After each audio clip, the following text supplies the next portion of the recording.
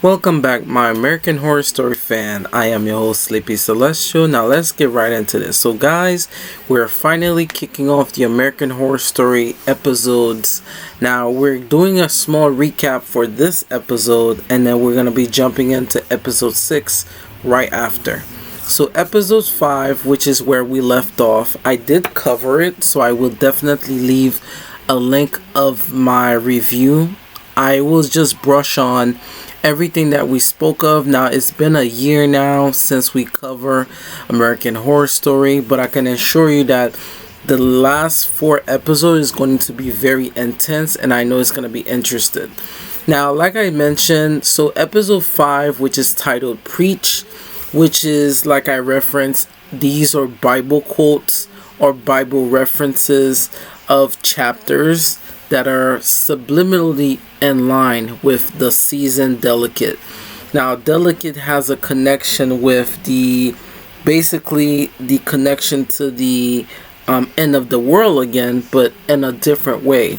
It is an adaptation of the Rosemary Baby, which is a different take, almost as if a feminist movement, as the writer entails. Danielle Valentine's. So this is a very interesting season due to the fact that the way it was separated. Now episode 5, the way it was breaking down is that Siobhan has finally almost hit her breaking point in a weird way.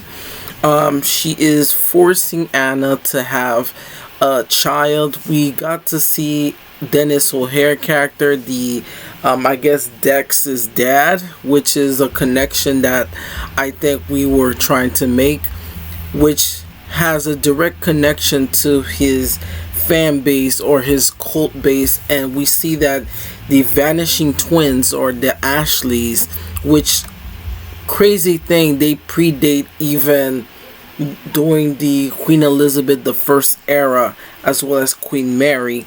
And they managed to conceive this hideous child, or this devil child.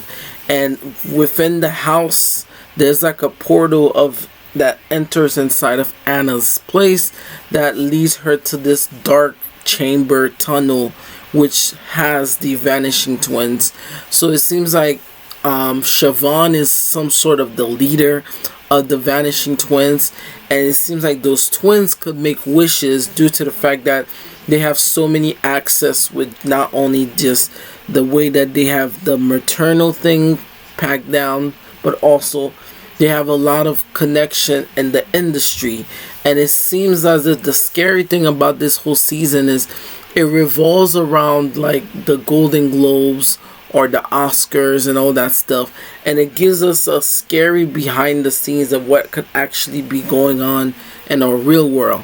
Now, mind you, this has been a year since 2023 since we covered this, so the world has changed within a year. And to look back on this season, going back to season 12, episode 5, before we covered the remaining episodes that were remaining due to the writer's strikes, we saw that even the mysterious woman that was warning Anna was not only the same woman that gave birth, but it seemed as if she was the catalyst back in the heyday. She was the reason why her child got stolen. So kind of now she was part of their cult, but she was trying to escape them. So this season, like I said, is very interesting, and that the more we release more things, the more disconnect Siobhan started to become. Almost at the end of the episode, we saw that the Ashleys, and it ended up being that those Harpy Ashleys, or we could even consider, even for me, I made videos that had connection that, you know, these could be a connection to Heket, which is the goddess of cult and witchery, due to the fact that Fiona actually referenced her in the past. But looking at it now, it seems as if these coven, knowing that they're like a separate witch coven compared to the coven that we grown to love and protect, right? Those are not Cordelia's coven witches. This looks like a darker coven. Mind you, Cordelia mentioned in Apocalypse that her source comes from the light which she has drawn her energy from. This is something more sinister, and it seems as if Siobhan is the ringleader. Now, Siobhan makes deals with a lot of clients, as she called it, and what's scary about this whole thing is that episode 5 gave us an eye-opener. Even the guy that she was sleeping with, it seems like he was like a director. Siobhan basically made deals with certain directors in that industry because that's her job, basically indicating that she's pressuring him for Anna to gain the Oscar or the Best Globe or Best Actress.